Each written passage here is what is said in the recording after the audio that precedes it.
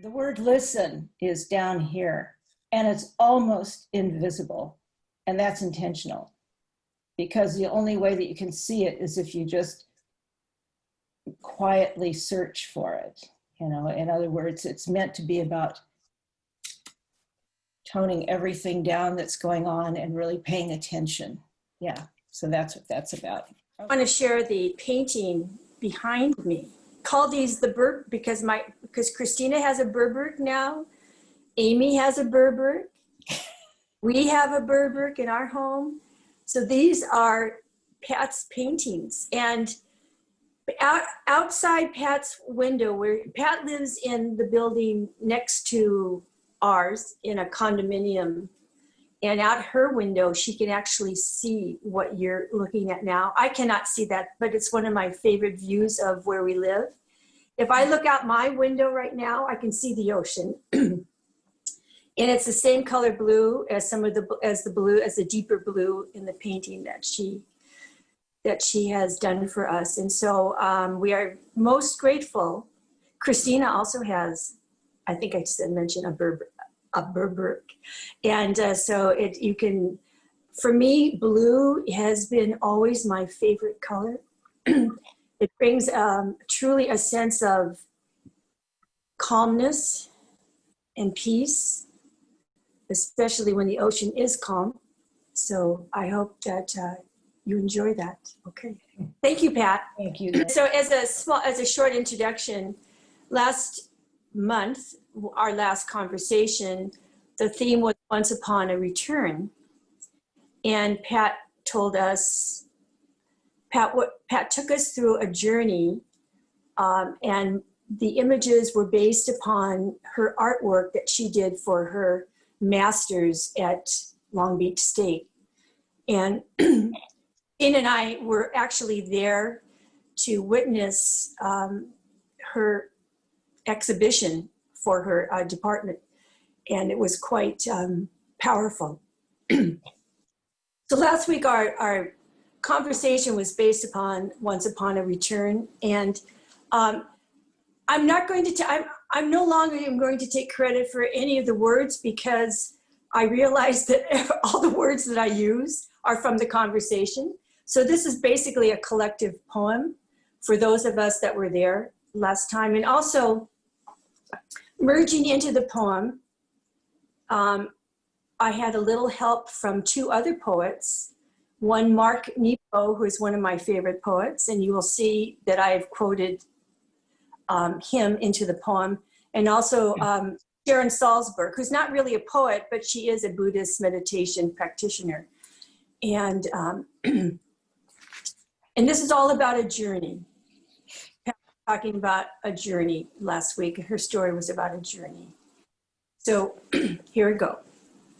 I'm going to read from mine. Once upon a return. Each time we are swept away, we must return to center, for the healing is in the return. How else can we manage to navigate the rough waters of life that crash against our little boat, overwhelm and beat us up? Tangled, tarnished, flitty, drifting off course, we return again and again to our center, our core, our essence. Only here can we cut away that which doesn't allow us to be who we are. Only here can consciousness be brought to dispel any cloud of darkness that looms within or without. Strengthened, we once more venture forth, yearning to express who we are, seeking connection and a deep sense of community. Let no one keep you from your journey. Let nothing dissuade you from seeing, let nothing dissuade you from seeing what you see. You are the explorer, your heart, the unreadable compass, your soul, the shore of a promise. And so I want to thank everyone that was there last time, because this is your poem, your collective poem. And also, many times I follow, in the past I've been following the poem with picking out a card, but I've been overruled this time, and it's now, the picking of the card is going to go just before we end, after our conversation together. Pat and Cristina thought that that was a better place for it, and I think I do agree with them. So thank you, everyone. Okay. That was great. That was beautiful, Lynn. Wow. You may call it a collective poem, but you put it together beautifully. Well, wouldn't it be wonderful someday if we could take your artwork and all of our collective poems that we are creating together as we meet and just put them out there for everybody? I think that would be awesome. Yeah. Well, as we have to collect a few more though. Okay. I just had a few thoughts about this particular session today that I wanted to share. And I'm going to be drawing a little bit upon one of my favorite writers, and Megan, you're aware of Gloria Anzaldúa, who wrote Borderlands many years ago in the 80s, and she herself talks about all of her identities that she brings to the table, being a Latina woman, like a mestiza, meaning, having both Spanish blood and indigenous blood, having, she herself self-identified as a lesbian, and a lesbian scholar who, in all of the different spaces that she lived and interacted with, she always felt like she didn't belong to one space or another. She always felt that she was on the margins or in between spaces, but never fully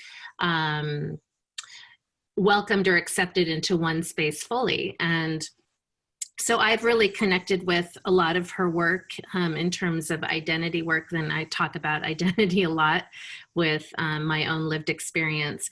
But one thing I thought during these times is drawing upon, why it's so important to draw upon words and upon people who have given deep reflection to really challenging and difficult times, as we can draw from their experiences and from their contemplations and bring them forward into the present moment. So I've drawn a lot of strength from her lately, and in thinking about how, as an educator, I need to be there for my students and ways that they can we can create a safe space and have critical conversations around some of the really challenging things that are coming up in our country right now. We have over 70 million people who voted for one candidate, and about 75, a little bit more, voting for the other candidate. And just the dissension and the divisiveness between the two groups, and really reaching a plateau where many people are finding that even within their own families or in their small, with their colleagues or small groups of friends, that there are topics that have been really, really difficult for people to bring up. And then when they are brought up, it really has created even a huge divide between the two, between the people who are speaking. And I'm going to bring my Aunt Pat into this conversation in just a sec, but going back to Gloria Anzaldúa's work, she writes about this term, and I'm looking at my other computer right now as I'm talking, but she writes about this term called Nepantla, and she herself calls herself a Neplantera. And I'm going to describe what that is. So it's a term that is used. It's a Nahuatl term. It's an indigenous term that draws upon the Nahuatl language in Mexico. And it means literally the space between two bodies of water, the space between two worlds. And I'm just going to read something I wrote a few years ago, how I defined it. It is the space where active listening can occur. Nepantla is a place of transformation where conflict is accepted and resolution is encouraged. It is a co-constructed gathering of different minds whose purpose is to unify around a common goal, build coalitions, and use existing tensions as a catalyst for change. So right now we're living in an extremely dynamic, I see, forward-moving trajectory. Though there is a lot of conflict, and we're having, even within our own family, people questioning what's happening and feeling really dismayed by it, I am seeing it as though everything has been brought up to the surface. All that which has been hidden is now revealed. And so what is hard is in the revealing. And my mom and I have talked about this, and I don't mean to get too graphic, but this is what it kind of feels within our country that has, you know, a lot of, that is rooted, our country, the origins of our country, the idea of the founding and the founding fathers, though very idealistic and creating this idea of democracy, everything that stemmed from the 1700s to present, we can't have that reality without remembering the other realities that occurred during those times and have been reproduced and have continued to this day, which if you just look at our indigenous, our First Nation brothers and sisters, you know, on the land that we call the United States, if we haven't reckoned with that reality, and we haven't reckoned with the fact that we brought over slaves from we forced people into slavery, we enslaved them to be here in our country, to work on the land, to create profit for different people. If we don't reckon with these realities, then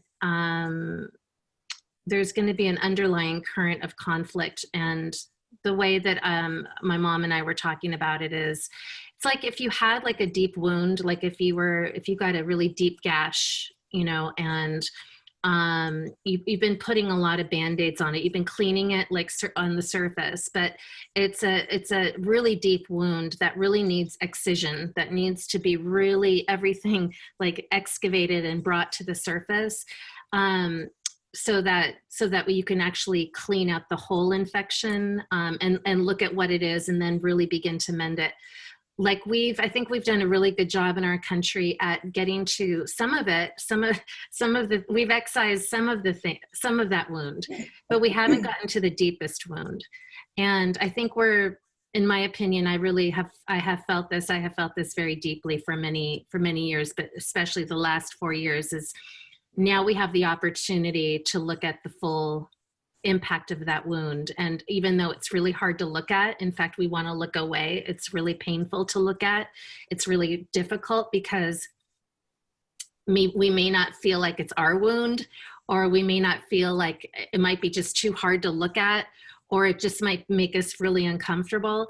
The fact is that we are now kind of reckoning with our histories, and we might not have been the ones to inflict the wound personally, like me, Cristina. I'm not the one that necessarily inflicted the wound, but my ancestry and my legacies and who I embody now represent a lineage where some of these wounds were inflicted. And so I want to, me as a person, look at the wound and really reckon with it and do what I can to not keep pouring salt in it, but rather to find ways to heal it.